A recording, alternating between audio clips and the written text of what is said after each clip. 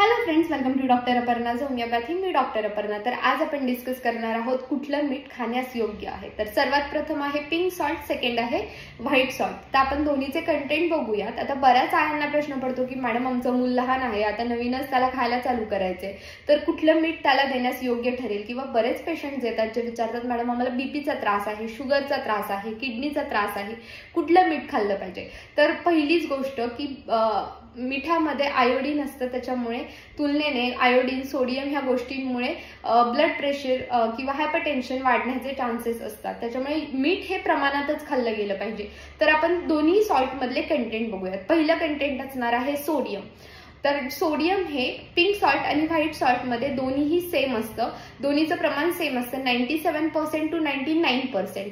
Second असतं potassium. Potassium हे तुलनेने 3 पट जास्त असतं पिंक सॉल्ट मध्ये। व्हाईट सॉल्ट मध्ये 0% पोटॅशियम असतं। त्यामुळे ज्या लोकांना म्हणजे हृदयाचा त्रास आहे किंवा आपण बोलतो किडनीचा त्रास आहे किंवा ब्लड प्रेशरचा त्रास आहे, त्यांच्यासाठी पोटॅशियम असलेलं मीठ खाण्यास थोडं धोकादायकच असणार आहे। तिसरं कंटेंट असतं आयोडीन। आयोडीन हे कंटेंट व्हाईट सॉल्ट मध्ये प्रमाणात असल्यामुळे हे खाल्लं गेलं पाहिजे आणि पिंक सॉल्ट मध्ये 0% आयोडीन असतं। त्यामुळे ज्या लोकांना थायरॉइड सारख्या रोगांपासून वाचायचं असेल त्यांच्यासाठी प्रेफरेबली व्हाईट सॉल्टच खाण्यास योग्य आहे। चौथी गोष्ट, पिंक सॉल्ट हे अननॅचरल मध्ये असतं आणि हे अनप्रोसेस्ड असतं, त्याच्यामध्ये घाण किंवा हेवी मेटल्स आपल्याला बघायला भेटतात। तसंच व्हाईट सॉल्ट हे प्रोसेस्ड असल्यामुळे स्वच्छ असतं, ते खाण्यास योग्य ठरतं।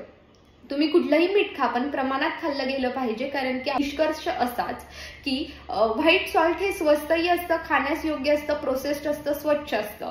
तसं पिंक सॉल्ट हे घाणेरडं असतं थोडं आणि 3 पट महाग किंवा 4 पट महागही असतं। त्यामुळे रोजच्या वापरात आपण व्हाईट सॉल्टच खाल्लं पाहिजे आणि कधीतरी चेंज म्हणून चार्टवर, सिझलर्स वरती तुम्ही पिंक सॉल्ट घेऊ शकता। अशाच काही टिप्ससाठी मला फॉलो करा, लाईक करा, शेअर करा आणि सबस्क्राईब करा। थँक्यू।